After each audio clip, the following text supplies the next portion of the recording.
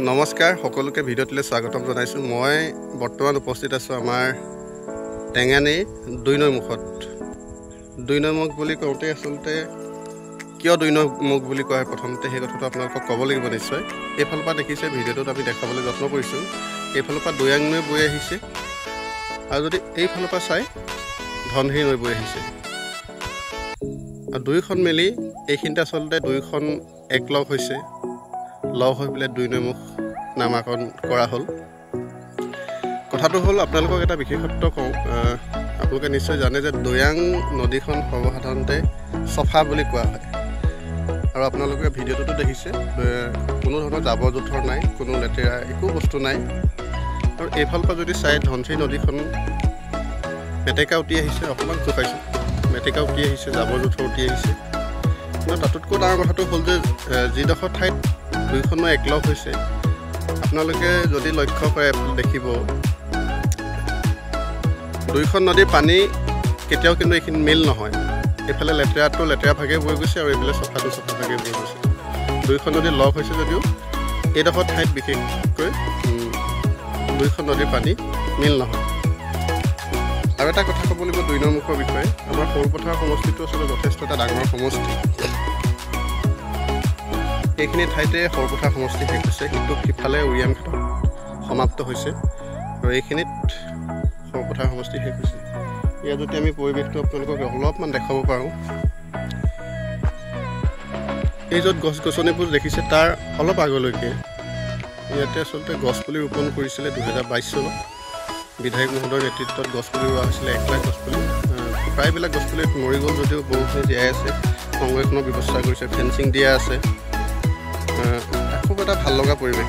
ভিডিঅ'টো হঠাতে বনালোঁ, গতিকে কিমান কি আপোনালোকক বুজাব পাৰিছোঁ জনা নাই, কিন্তু কিবা এটা আপোনালোকে ভিডিঅ'টোৰ জৰিয়তে জানিব বা বুজিব পাৰিব বুলি প্ৰস্তুত কৰিলোঁ।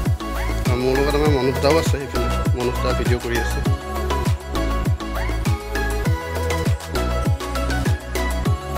থিয় হৈ ক'ব লাগিছিলে, কৈ দিয়ক কেনেকুৱা পাইছে, কি কথা আহি পেলাই। আহিলোঁ এবাৰ ২ নং মুখলৈ আগত অহা নাছিলোঁ।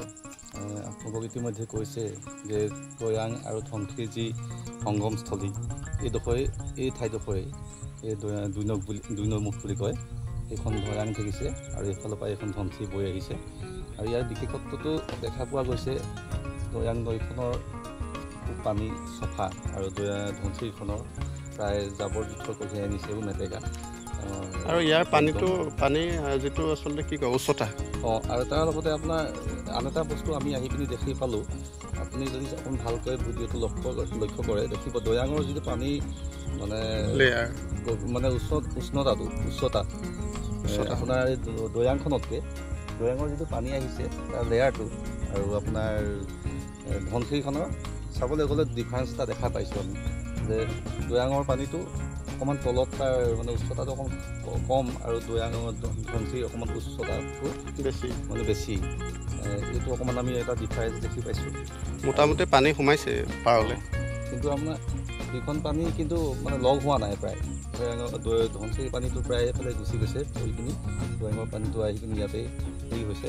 কিন্তু আমি সচৰাচৰ এটা পুখুৰীত বা এখন জান বা এখন বেলেগত আমি দেখি পাওঁ প্ৰায় পানীটো সমানেই ব'ব তাৰ যিটো, কিন্তু ইয়াত দেখা পোৱা গৈছে ধনশিৰিৰ পৰা যিটো পানী আহিছে তাৰ লগত এইটো মিক্স হোৱা নাই। মানে তাৰ উচ্চতাটো যেনেকৈ আহিছে তেনেকেই আছে, কিন্তু দৈয়াঙৰ উচ্চতাটো কম। সেইটো এটা বিশেষত্ব আমি ইয়াত দেখা পালোঁ আহি পিনি। ধন্যবাদ। আৰু ভিডিঅ'টো আমি ইমানতে সামৰিছোঁ। বহুত দীঘল ভিডিঅ' হ'লেও আজিকালি মানুহে চাবলৈ টান পায়, যিহেতু মানুহৰ যিটো ধৈৰ্য সীমা, তো ৰিলচবিলাক ওলাই যোৱাৰ পিছত বা টিকটক বা অন্যান্য যিবিলাক আচলতে মনোৰঞ্জনমূলক যিবিলাক এপছ আছে ওলোৱাৰ পিছতে মানুহৰ ধৈৰ্য সীমাটো 30 ছেকেণ্ডহে হ'লগৈ চাগে আজিকালি। গতিকে ইমানতে সামৰিছোঁ, ধন্যবাদ জনাইছোঁ। কেতিয়াবা আহিব সকলো ২ নং মুখলৈ। খুব ধুনীয়া পিকনিক প্লেচো, কিন্তু এতিয়া পানী বাঢ়ি আছে কাৰণে আপোনালোকে আহিলেও আচলতে সুফল নাপাব। আমিয়ে বহুত দূৰ খোজকাঢ়ি আহিব লগা হৈছে, বোকা ফালি ফালি। গতিকে সকলোকে নিমন্ত্ৰণ জনাইছোঁ, আপোনালোকে আহিব। ধন্যবাদ।